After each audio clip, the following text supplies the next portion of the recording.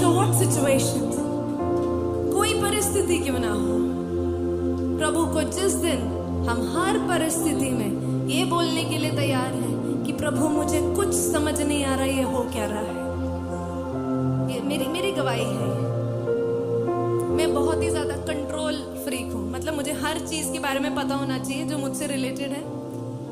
मेरे इतने सारे काम फैले हुए हैं, हर चीज में मुझे पता होना चाहिए कौन कैसे कर रहा है, क्या कर रहा है। मैं बहुत ही ज्यादा कंट्रोल रखना पसंद करती हूँ। मुझे हर चीज बड़ी डिसिप्लिन में चाहिए होती है, हर चीज ऑर्डर में चाहिए होता है, काम से रिलेटेड।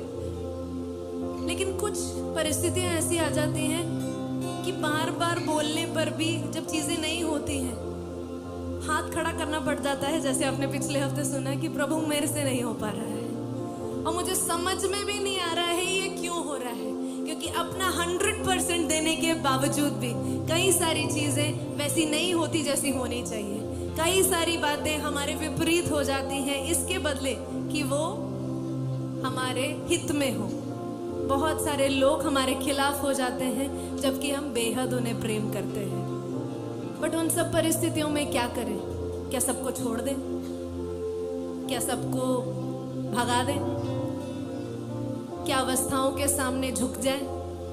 नहीं, उन अवस्थाओं पे के ऊपर एक प्रभु है जिसका नाम यीशुआ है। उसके सामने जब से मैंने अंगीकार करना शुरू किया, प्रभु मुझे समझ में नहीं आ रहा है ये हो क्यों रहा है, प्रभु मुझे नहीं पता ये हो क्या रहा है, मुझे नहीं पता मैं इस सिचुएशन को कैसे हैंडल करूं।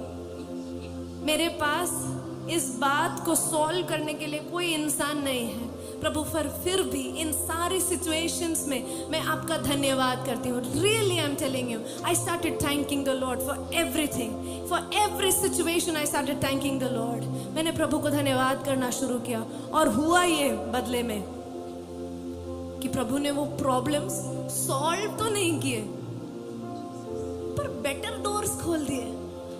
बेटर मतलब वचन ऐसे ही नहीं कहता है कि मेरी सोच तेरी सोच से बेहतर है, तू मेरे आसपास भी नहीं आ सकता सोच के। प्रभु ऐसे काम करने लगा, एंड जब से मैंने वो शुरू किया है, I am telling you there is peace. मुझे पता है कि ये कुछ मैं कर ही नहीं रही हूँ, ये सब वो कर रहा है। जो मुझे नहीं समझ में आ रहा वो भी वो कर रहा है, जो मुझे समझ में आ रहा है वो भी वो कर रहा है, जो छोड़ के जा रहे हैं वो भी वही करा रहा है। मैं तराई में हूँ, वो भी वो मेरे को लेके गया है, क्योंकि शायद मुझे रेस्ट की जरूरत थी, शायद मुझे चुप रहने की जरूरत थी, शायद मुझे अपना भरोसा और प्रभु पे बढ़ाने की जरूरत थी।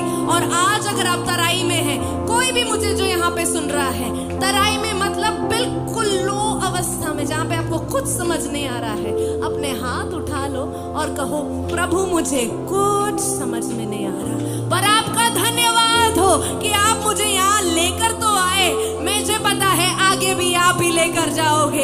हालेलुया। अगर इस वक्त कोई ये कहना चाहता है तो अभी अपने हाथों को उठा के ये अपने मुंह से कह सकता है, ऑनलाइन परिवार भी और मेरा ऑफलाइन परिवार। Give it up to Jesus and say, Lord, I don't understand what is happening, but I just want to thank you, Lord. I don't understand anything, but I just want to thank you, Lord.